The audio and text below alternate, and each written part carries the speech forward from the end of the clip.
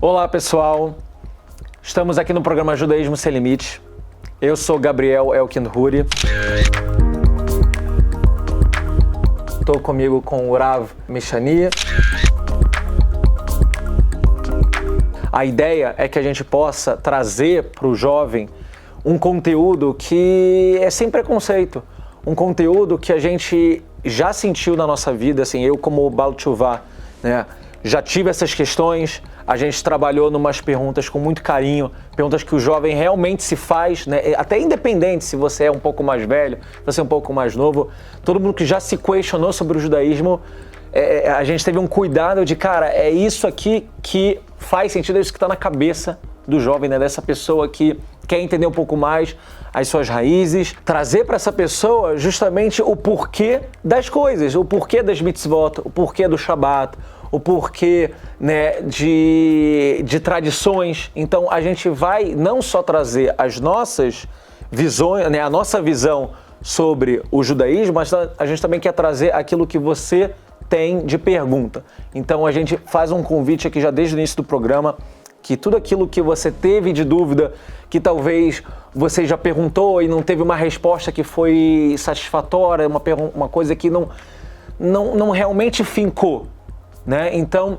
você pode perguntar, a gente vai sempre tentar trazer aqui da melhor maneira possível. Rav, por favor. Como tá, querido Gabriel? Um prazer estar aqui com você, para a gente falar um pouco sobre as dúvidas que cada um tem dentro do judaísmo. Eu sou o Rabino Yossi Michani, tenho uma sinagoga Ner Israel em Perdizes. Me conecto com jovens de todo o Brasil e também mundo afora. E para mim é um prazer estar aqui com vocês. Rav, eu vou começar com uma pergunta talvez um pouco mais básica, que é: quem é considerado judeu? É importante e por que eu saber das minhas raízes? Excelente pergunta. Então, número 1, judeu é aquele que nasceu de uma mãe judia. Por quê? Maharal diz que do mesmo jeito que você tem um carpinteiro, que ele agora quer fazer uma mesa, então depende, se a matéria da mesa é feita de madeira, por exemplo, então vai criar uma mesa de madeira. Se for de plástico, vai ser de plástico, assim por diante, depende da matéria. Assim também a mãe fornece a matéria do bebê. E o pai é como se fosse o carpinteiro. Então, por isso que sempre vai atrás da mãe, que é ela que traz a matéria ao mundo. Tanto é que se desenvolve o bebê dentro da barriga da mãe.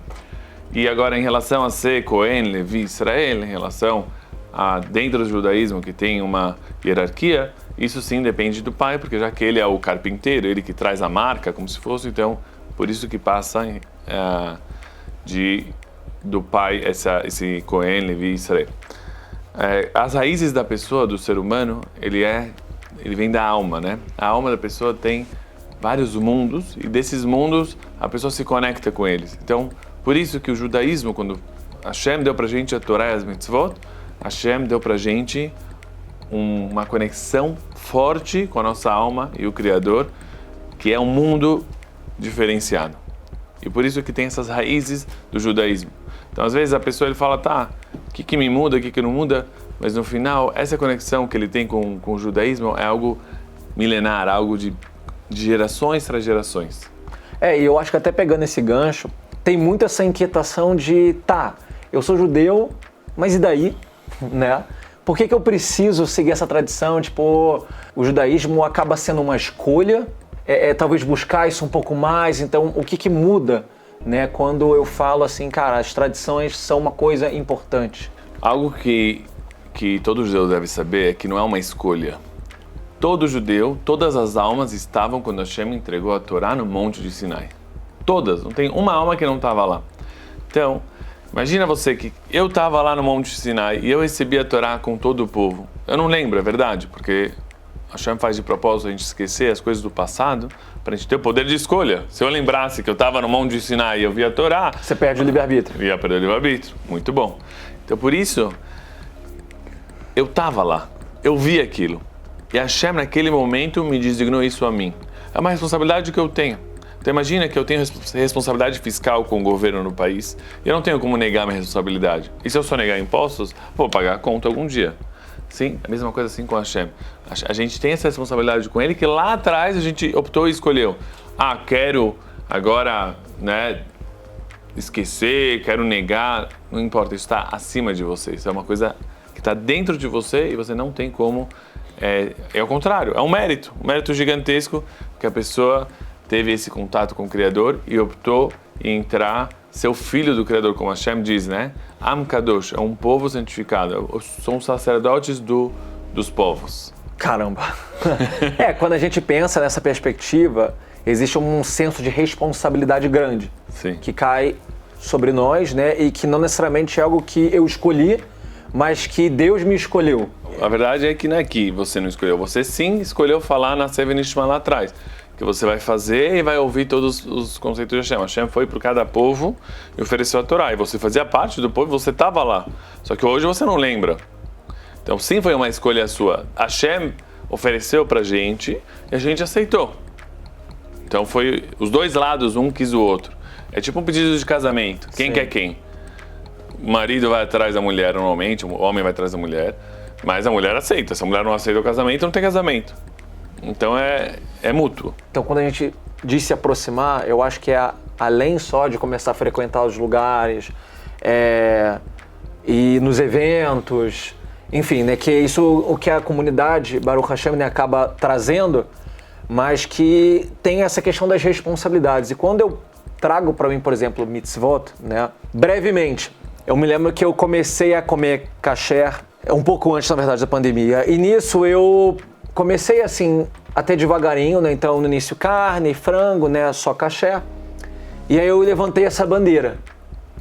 E aí depois eu meio que larguei. E quando eu larguei, eu me lembro muito bem da cena em que fui num restaurante de esquina, X, assim, e fui pedir um frango. Sei lá, fui montar um prato de frango. E aí eu comi aquele negócio, tipo, cara, o que eu tô fazendo? Né? Então, será que eu tenho que sentir alguma coisa? Ou será que eu trago mais por amor e depois eu sinto? Como é que funciona essa relação com as mitzvot? O que é esperado? Quando Hashem criou as mitzvot, criou o manual do mundo. Igual quando você compra qualquer produto, vem com o manual e você tem que optar para ler o manual antes de usar o produto, porque senão você pode queimar ele. Se você colocar na tomada 220 e é 110, certo? Você vai queimar o produto e assim por diante. Você tem que saber que botão apertar, o que não apertar. Assim também, Hashem com a gente. Hashem, quando tacou a gente no mundo, né? Criou a gente, já falou, como você vai ser feliz nesse mundo? Como você vai se dar bem com sua esposa nesse mundo? Como você vai se dar bem com seu companheiro nesse mundo? Você tem a Torá para você se espelhar, e se você cumprir com isso, você vai estar no bom caminho. Ah, mas tem gente que cumpre e não é feliz. Ah, mas tem gente que... Ele não está sabendo ler o manual direito. O que quer dizer? A Torá tem que causar em você uma transformação. Se você não está se transformando por causa da Torá, é porque você não está se conectando da forma correta. Talvez o professor, né, talvez não esteja transmitindo da melhor maneira. Pode ser. Ou você talvez precisa de um pouco mais de empenho, né, entender um pouco mais, né, por mais que seja aquele nascer benishma, né, que a gente primeiro faz, depois a gente questiona. Mas a gente está numa geração que quer saber. Mas e isso faz diferença. Isso faz diferença. Entendeu? Você vê uma pessoa assistindo um jogo de futebol. Será que ele assiste com a mesma emoção uma aula de Torá? Entendeu? Difícil. Então, quanto ele se entrega para isso? Então, eu não estou sentindo nada. Mas quanto você se dedicou para isso? Quanto você te importa? Quanto realmente isso é importante para você? Né? Então, na vida, tudo é assim. O quanto que você investe na coisa, isso vai te voltar. Vai ter um retorno sobre isso. Agora, existe uma pessoa fazer no começo e não sentir? Pode ser. Mas o normal é que a pessoa sinta que preenche ela, que ela se sente bem, ela se sente diferente, ela se sente que ela está avançando. Passo a passo. E é um processo. Todo processo você precisa de paciência. Exato. Ninguém faz academia um dia e já sai musculoso. 1, 2, 3. É uma sequência. E até é muito normal você se frustrar no início. Falar, tô fazendo, mas não tô crescendo. Ou, tá todo mundo naquele nível que você olha, às vezes, o rabino, você fala, eu não quero ser e, sei lá, não faz sentido pra mim. Mas quando você vai entendendo, você faz uma, depois você faz a outra. E é muito interessante que... Perfeito. Engraçado, se alguém pergunta o seguinte pra mim, você se considera religioso? Eu falo, não muito. Mas hoje eu sou uma pessoa completamente diferente do que eu era 5, 6 anos atrás, que eu não cumpria e também não queria saber de nada. E assim, não é algo que pesa, né? O objetivo O objetivo é que a gente se sinta bem. O objetivo é que a gente se sinta mais conectado com a vida, que a gente se sinta com mais propósito com a vida. E isso até entrar no nosso consciente demora, porque você tem que viver aquilo. Não basta só... A Torá não é para ficar na prateleira. É para você estudar e aplicar para a vida, porque senão, tipo, qual o sentido? Entrar talvez um pouquinho mais nesse assunto, que é, será que Deus se importa se eu cumpro essas mitzvot? Ou é muito mais uma sensação eu comigo mesmo? Teve uma vez até que um jovem chegou para mim e falou, Rabino, escuta, não vou pôr mais tefilim. Eu falei, mas por quê? Porque eu estava colocando todos os dias o tefilim, era semana de provas, e teve uma prova que eu me dei mal. Fui zerado porque ele achou que eu estava colando, não sei o que e tal. Aí eu falei para ele o seguinte, olha, realmente Deus é infinito. A gente não tem nem noção do que é Deus, Deus não tem corpo. Ele é algo totalmente espiritual, que a gente não tem ideia do que é Deus. Não tem ideia, uma noção do que é ser um Deus. É algo surreal, acima do que a gente pode imaginar. Então, Deus não precisa da gente. Ao contrário, Deus quer fazer o bem pra gente. Ele quer dar o bem, Ele quer fazer o bem. Então, Deus criou esse mundo, tudo que Deus criou esse mundo é para a pessoa poder, através que ele vai, passo a passo, ele vai crescendo, ele vai passando todos os desafios dele, igual que o Abraão Avinu, né? O Abrão, nosso patriarca, ele teve 10 testes, ele passou por eles. Assim também a gente tem os nossos testes, quando a gente passa por eles, a gente vai ficando pessoas melhores, e isso faz bem pra gente. E através que a gente passa por tudo isso, chama de recompensa pra gente. Então, resumo, será que as mitzvot é para Deus? Não, as mitzvot são pra mim. Então não adianta eu ficar bravo com Deus e falar, não vou fazer a mitzvah, porque quem tá perdendo sou eu. É tipo eu falar assim, tô bravo com minha esposa em casa, não vou ir trabalhar amanhã. Mas quem não vai ganhar o dinheiro sou eu. Então, no final das contas... É a sua responsabilidade. Minha responsabilidade. Então, quem está se dando mal, não é... Então, não adianta ficar bravo com Deus. Ao contrário, o caminho na vida é se conectar. A conexão vai te fazer entender o quão grande Deus é e o quão pequeno você é. É igual estar embaixo de uma luz, né? Imagina, você passa por um poste assim gigantesco, tá cheio de sombra. Quanto mais próximo do poste você vai chegando, menos sombra aparece. Como pode ser?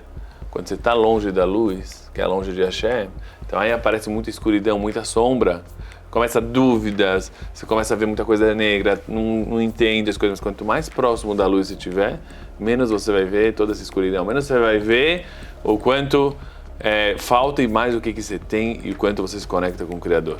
Forte, né? Pô, absurdo. Você falou de Abraham. Abraham teve os 10 testes dele. Só que quando a gente olha para isso, a gente fala, pô, a história de Abraham, Yitzhak, Yaakov, Moshe, Noah, né? Todo mundo a gente conhece, a gente já ouviu. Você pensa assim, pô, mas isso aconteceu há 3.000 anos atrás, isso não se aplica a mim. A vida é outra, né? Eles não tinham, sei lá, celular, então os desafios eram outros. Eles não tinham carro, então, sei lá, você não conseguia ir muito longe. Então, como que a gente pega esses desafios, esses contextos, essa questão até das próprias mitzvot, que foram dados há mais de 3.000 anos atrás, como é que funciona essa questão de aplicar isso para os dias de hoje? Essas perguntas são powers, hein? Ó, forte demais.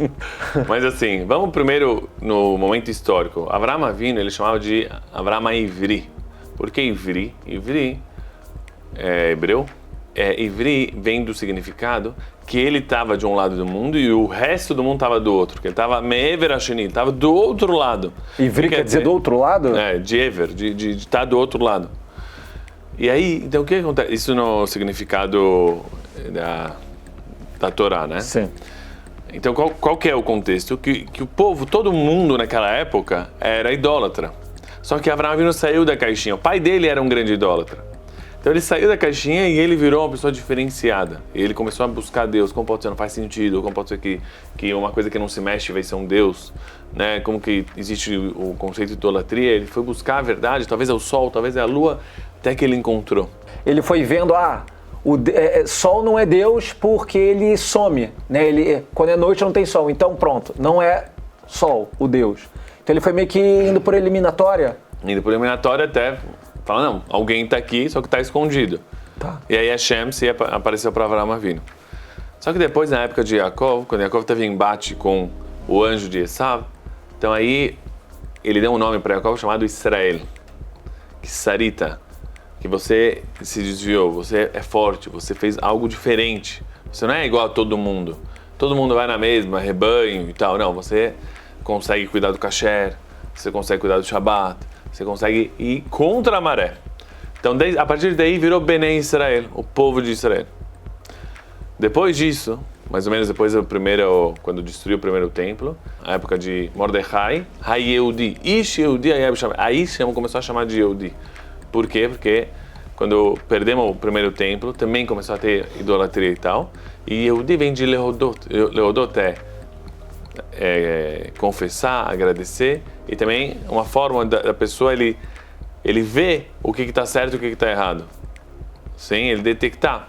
Então, naquele momento, a pessoa detectar o caminho certo e errado. E até hoje, todos nós levamos o caminho de Yehudi. Isso é uma pessoa que modê, que ele agradece, que ele verifica, que ele não come qualquer coisa, ele está toda hora checando e verificando. Né? Então, se a gente fosse sintetizar o que é o judeu é aquele que agradece. Judeu é aquele que agradece e é aquele que detecta qual que é o bom caminho para ele. Está toda hora escolhendo, vasculhando.